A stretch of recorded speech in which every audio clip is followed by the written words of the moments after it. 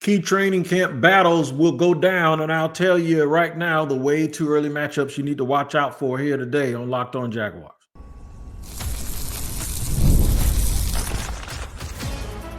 You are Locked On Jaguars, your daily Jacksonville Jaguars podcast.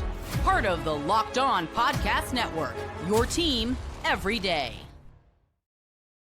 It is your team every day here on Locked On Jaguars. We thank you for making us your first listen. I am Tony Wiggins, the host of the Locked On Jaguars podcast that you can find wherever you get your podcasts. Make sure whether you watch or listen, you tap into that location each and every day so you do not miss an episode. What we do here, man, we're going to lead you up to training camp and tell you about some of these positional battles. I've been covering this team for 2 decades. I've seen a lot of training camps, and this one has me intrigued, so I'll tell you why. We're going to talk about the three matchups today, and we're going to continue to do this as we move closer and closer to training camp. In the third segment, Jerrian Jones and Buster Brown, that is Monteric, who's going to be that third corner for this team. That is the critical key, especially with Travis Hunter being on offense. Right in the middle, rookie running back. You say, well, there ain't no position. Yeah, I know, I'll explain it, but one of those guys is going to probably separate himself from somebody else once the pads come on. We'll discuss that. But first, the edge/specialist position. And you say, what position is that? Edge/specialist. Well, it's kind of, since they're going to be a multiple front team, they're base 4-3, 4-2-5 club, right? They emphasize the slot. They're going to play a lot of nickel. They're going to play a lot of dime, I believe. I think alignment-wise, it's base 4-3, but you'll see some 3-down situations too when you'll see Trayvon and Josh standing up. So odd front, even front, they're going to be extremely multiple. I know that word is often overused when it describes football teams and how they line up, and people often confuse alignment with scheme. We're not going to do that here, but we are going to focus on this one position. Yasir Abdullah, number 56. If you ask me, he hasn't been given a fair shot to play. When he has played, he's flashed, and then you don't see him again after that, right? He flashed a couple of years ago in the preseason. I think it was a game against Detroit, if I remember, him and Jordan Smith. Like play after play, they were in the backfield, and Yasir Abdullah was making plays lined up sort of at 9 wide on that right end position.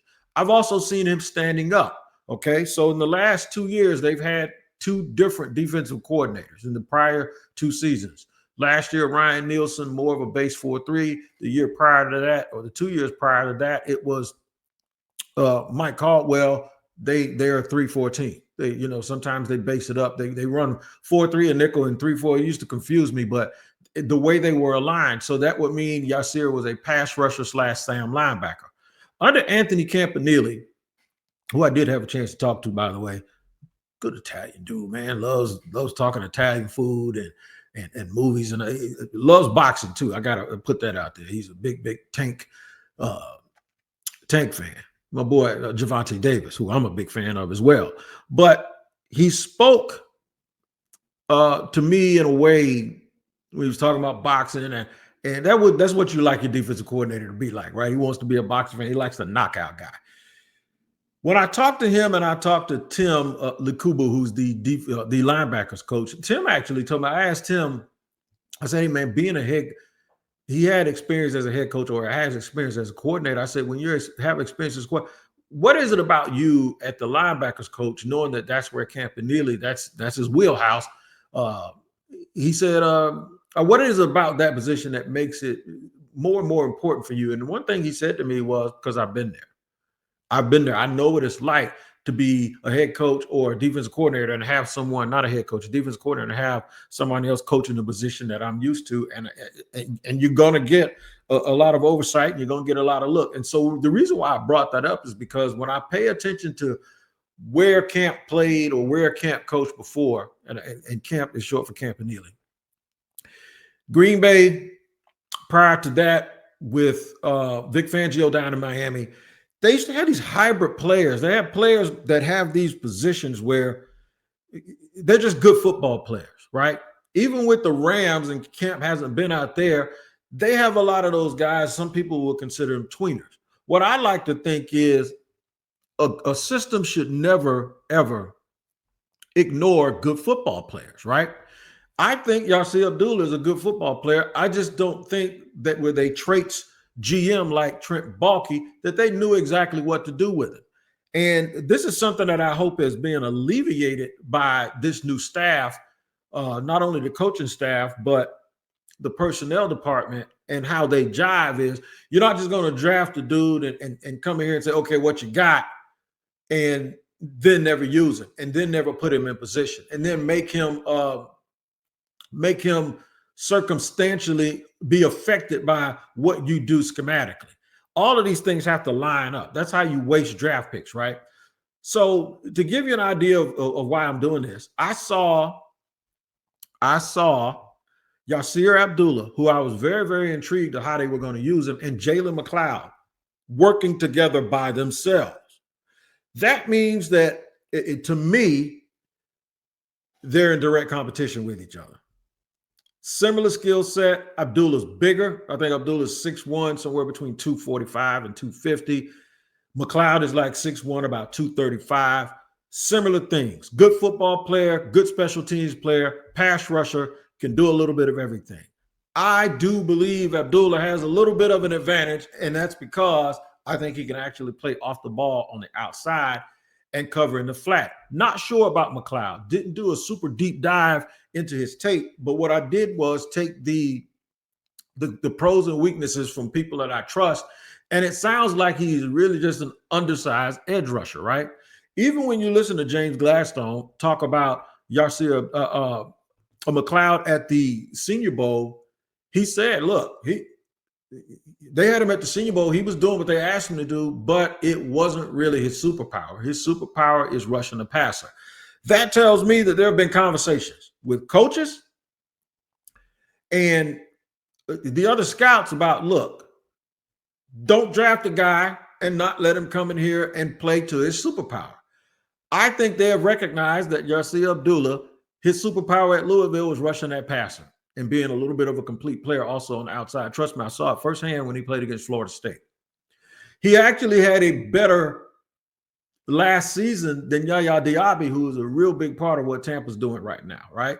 Two different guys, a little bit difference in size, but the thing is you have to be able to capitalize on that production.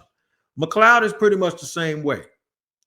They also brought in, and I got to tell you this, they brought in someone else who kind of fits that category a little bit, and that's Dennis Gardeck. He came in at the end of minicamp and training camp, and Liam Cohen, the head coach, mentioned there was a game and this dude got 3 sacks against a team that he coached, and then he was one of the people that were listed as guys to watch. Like, dudes, you have to make sure you don't let them wreck your game plan, whether that be from being on 11-on-11 in scrimmage or special teams. So now you add a third player to the mix. What I believe they're going to do is they're going to keep one of these guys definitely.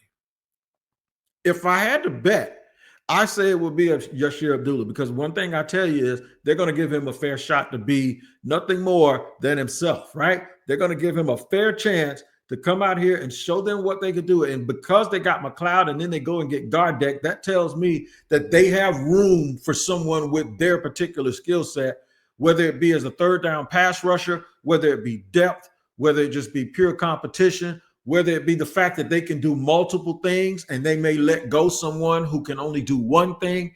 There's always room for people that have a little bit of a Swiss Army knife to them. Yasir Abdullah has in my opinion, has the leg up, because one guy, Gardeck, he's there for a reason, but they still like his production. I believe it's going to come down to which one of those guys you like best, Gardeck or Abdullah. And I think Abdullah probably has the edge, not just because he's been here, because I just believe he has so much untapped potential. The other thing is McLeod is someone you can probably hide on the practice squad too. And the reason why is because there are a lot of teams that don't use people like these guys. There are a lot of people they think just like Trent. You have to be this size, you have to be this big, you have to be like that.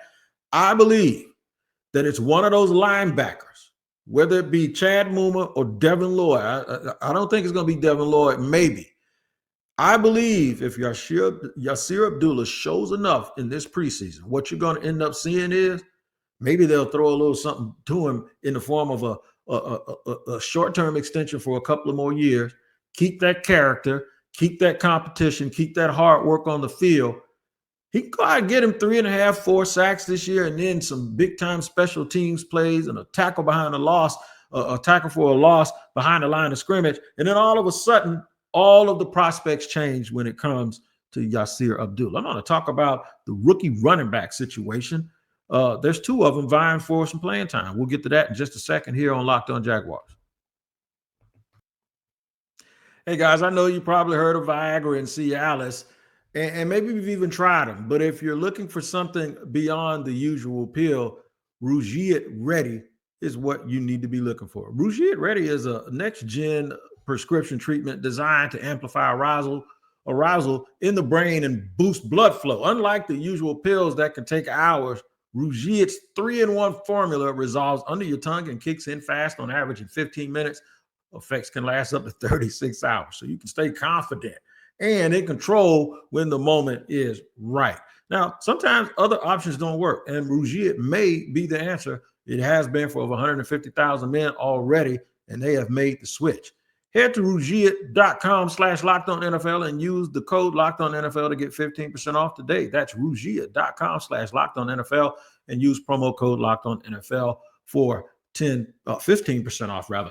RUGIET is what it is. All right. Individuals' results may vary with prescription treatment. Compounded drugs are permitted to be prescribed under federal law, but are not FDA approved and do not undergo FDA safety, effectiveness, or manufacturing review. Please visit the Ruiet website for full safety information.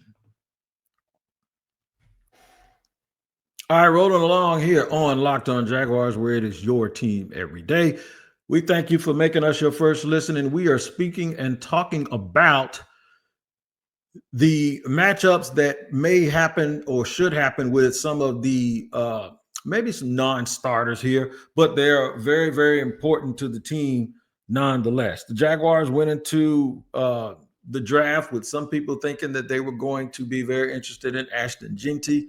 I'm not saying they weren't, but what happened is they got Travis Hunter, and ain't nobody mad about that. Everybody's happy about that. I know I am definitely one of those people that are happy that Travis Hunter is here, but they had other needs. And one of those needs is to expand and maybe change the depth and the outlook of the running back room.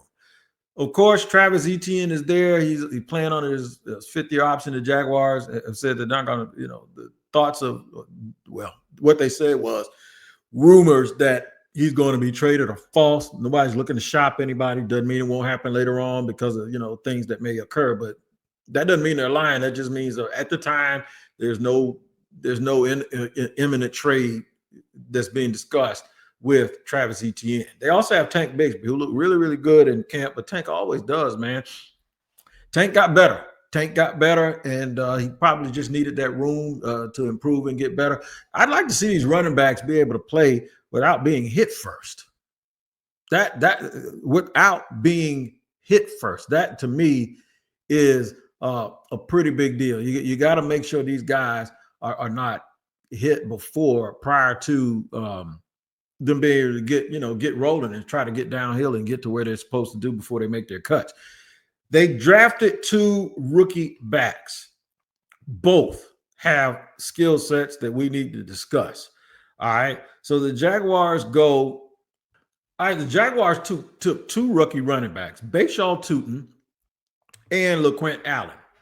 Both day 3 picks. One went in the 4th round. The other went in the 7th round. Now, Bayshaw Tootin is known as a dynamic, fast, thick-legged runner who can hit home run plays. But he also is known as a dude who might fumble a little bit. LaQuint Allen Jr. is a pass-catching dynamo who is quintessentially a third down back that has a nice little hop in his step when you see him out there, man. He looks like a receiver turned into a running back and a running back turned into a receiver, if that makes sense. But with his body type, the way he puts one foot down in front of the other, I think he's going to be a dude that's going to be around the NFL for 6-7 years minimum because of that ability. And he's good in pass pro. So if we're looking at this competition, this particular competition as third down back, I think the superpower of Quint Allen Jr. gives him that advantage.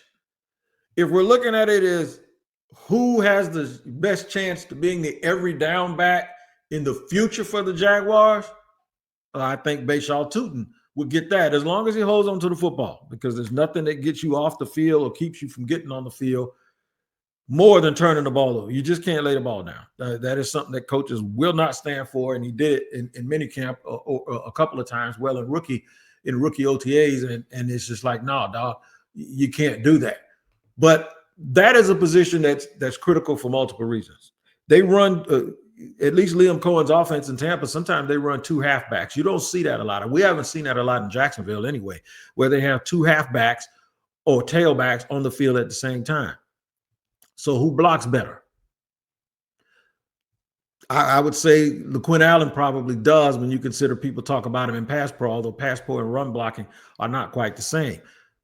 But if he doesn't turn the ball over, he knows pass pro, and then he knows how to find those spots to be an outlet. I really think Quint Allen Jr. has a shot here to do something special and make this roster. Now, long-term, what does it mean? It means just because you get on the field first doesn't mean you're going to be the man, right? Bayshaw Tootin might be in a situation where he offers the same things that both Travis Etienne and Tank Bigsby offers, but he's not quite as sure. They're not as sure about him because he's a rookie. He may not pass protect well. He may be an okay receiver. Like I say, his superpower is his long speed and how he's built. He can kind of break arm tackles. That it may take a while to manifest itself because those other two guys may be doing that. Quint Allen might actually be better at being a third down back than the two starters. So maybe an easier path for Quint, but a more defined role as opposed with Bayshaw Tootin. There's this opportunity that if he just cleans up a few little things, takes care of the football, gets to the point where things start slowing down for him, and then all of that talent can burst out. So then when the Jaguars have a choice next season about Travis Etienne, who won't be under contract unless they give him an extension during the year. This is his fifth-year option. Unless they see more from Tank Bigsby and they think that Tank Bigsby can be the number one back. At the very least, if all four of these guys aren't on the team at the end of 2026, you're looking at a situation where the two rookies are retained and then the Jaguars make a decision on somebody else. So big-time competition. Do not fret. Running backs go down all the time, and then somebody else has to pop up. So don't sit here and think that, well, why are we sitting here worried about competition for a third and fourth running back? Because the Jags run more than two running backs. They run two running backs more than a lot of people in the league are going to. I think Detroit does it a little bit too. They also have a running back in Travis Etienne that 2 of the 4 seasons he's played here has been injured. And then he's also going to be a free agent at the end of this year. So while we're all myopically focusing on 2025, the brass of the Jaguars have to make evaluations based on what's best for the Jaguars now and long term. So that's a matchup that we all have to pay attention to. All right, one more. And this one you all are really, really intrigued. And I did not think I would mention these two names together. Jerrian Jones and Monteric Buster Brown. Yep, Jerrian Jones and Monteric Buster Brown. That is a critical battle that will go on. They may not even play the same position, but somebody is going to play an awful lot and probably a little bit more than somebody else. And I think training camp is going to be where they decide whether that happens or not. We'll discuss the surprising rise of Monteric Brown and how that could be a catalyst for a lot of other guys who were here already who didn't get picked by this regime, but are being given a shot to show them what they can do. We'll talk about that more here on Locked On Jaguars.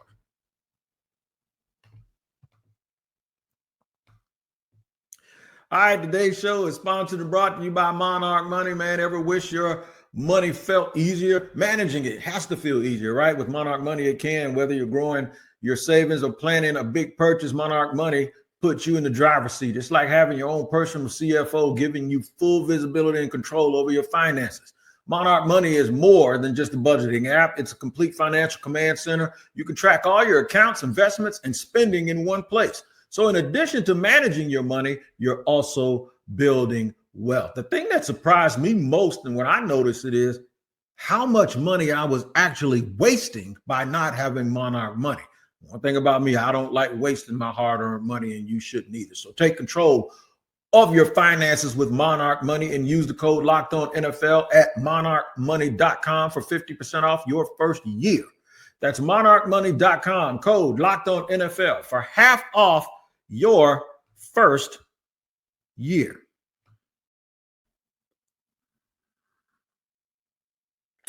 Moving and grooving here on Locked On Jaguars, where it's your team every day, talking about training camp matchups. We mentioned the edge/specialist, meaning edge, linebacker, special teams player, depth guy, all of that stuff.